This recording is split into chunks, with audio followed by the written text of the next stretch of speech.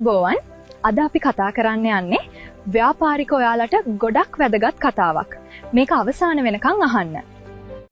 ව්‍යාපාරයක් ආරම්භ කරලා බලාපොරොත්තු වුණ ලාභය ඉක්මනින් ලැබෙන්නේ නැති වුණාම ගොඩක් අය අධෛර්යමත් වෙනවා.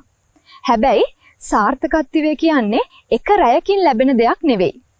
ඔයාගේ දෛනික කැපවීම මත ගොඩ නැගෙන දෙයක්. පැලයක් හිටෙව්ව පළියට ඒක ගහක් වෙලා ඵලදාව ලැබෙන්නේ නැහැ. ඒකට වතුර පොහොර සහ හිරුවෙලිය ලබා දීලා කාලයක් රැක බලා ගන්න ඕන. ඔයා චීන උණ ගහේ කතාව අහලා තියෙනවද? චීන උණ ගහ අවුරුදු 5ක් යනකල් පොළවෙන් උඩට මතුවෙන්නේ නැතුව ශක්තිමත් මූල පද්ධතියක් හදනවා. ඒ අවුරුදු 5 ඉවර වුණාම පොළවෙන් උඩට එන උණ පැලය ඊට පස්සේ අඩි 80ක් විතර උසට වර්ධනය වෙනවා. ඔයා දන්නවද? ඒකට ගත වෙන්නේ සති 6යි. අපි හදන ඇපල් pear පැලයක් වුණත් ඵලදාව ලැබෙන්න අවුරුදු 2මාරක් විතර ගත වෙනවා. ව්‍යාපාරත් එහෙමයි. අද ඔයාගේ මහන්සිය ඔයාගේ සිහින වෙනුවෙන් කරන සටනක්. ටීම කියන්නේ පරාජයක් නෙවෙයි. නැවත නැගී නොසිටීම තමයි පරාජය. ඒ නිසා ඉවසීමෙන් සහ අඛණ්ඩ කැපවීමෙන් කටයුතු කරන්න. වෙලා ඉවරයි.